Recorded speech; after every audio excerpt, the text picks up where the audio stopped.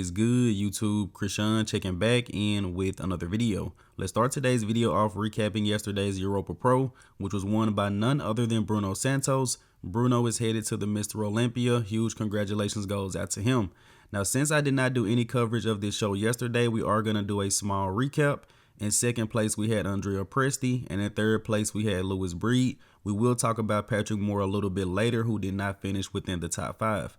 Now, before we get into this, I want to mention, it is getting harder and harder to judge bodybuilding shows through a stream. If you're not at the show in person, there's really no telling how the show really went.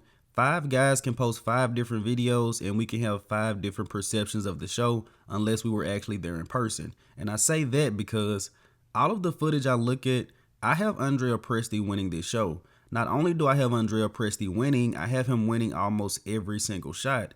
But I've heard people that were at the show say Bruno was peaked to perfection.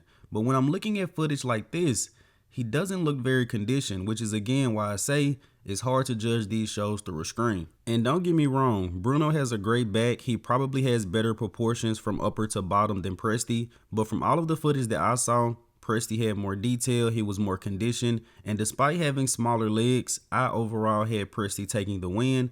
Nothing against Bruno at all, he's still going to the Mr. Olympia. Presti already announced he's going to hop into the France Pro and try to qualify for next year's O.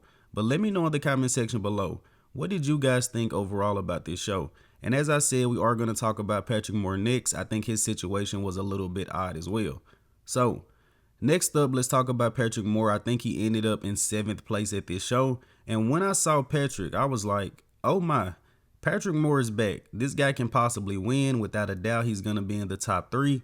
After prejudging, I was like, okay, maybe he's still going to be within the top 5. But Patrick did not finish within the top 5. And I'm not 100% sure why. This was a very good version of Patrick, very aesthetic, very conditioned. I'm not going to say that he was robbed or he wasn't looked at, but I definitely would have had him placed higher. Looking at Patrick in the lineup, he is still lacking size. I mean, even the guys in the second call out weren't as aesthetic or as conditioned, but they were bigger than Patrick. He still needs to add more size. And for all the people saying he should go to Classic, let's just go ahead and end that conversation. Patrick brought a great look to this show, but it really sucks that he didn't get a good placing. I think he could have placed a little bit better. I think he was slightly overlooked. Now let's go into some bodybuilding news out of the Europa Pro. We have a recent update from our current reigning Olympia champion, Derek Lunsford. And Derek's updates are just scary at this point.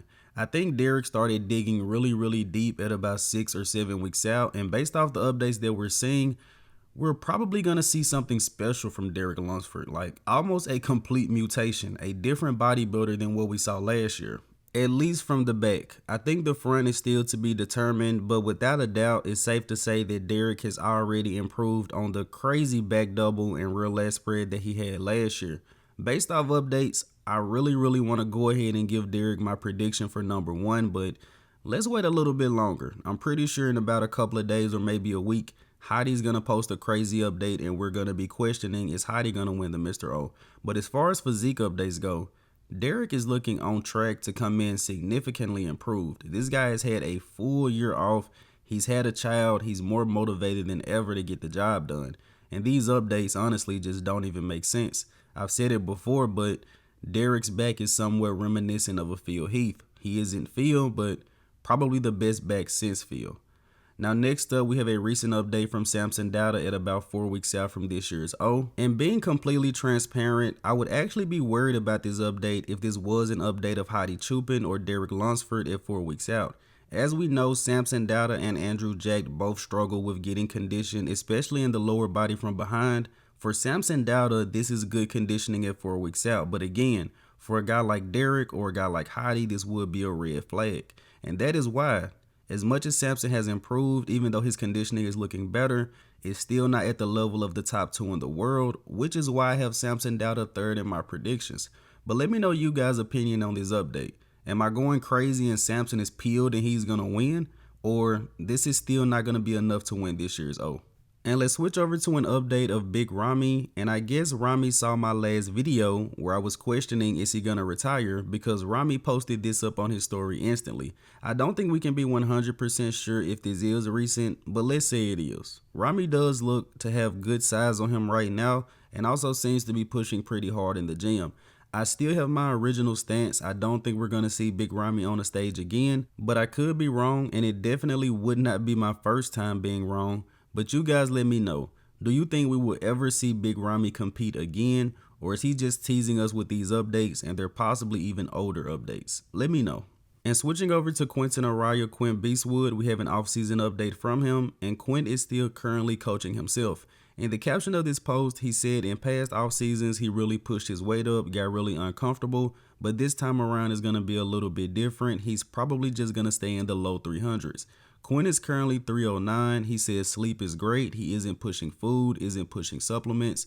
Quint feels good. The physique is also looking good. I'm excited to see this guy on stage next year. I think everyone needs a coach. Quint may be able to navigate the offseason, but definitely by the time he decides to hop in prep, he should hire a coach.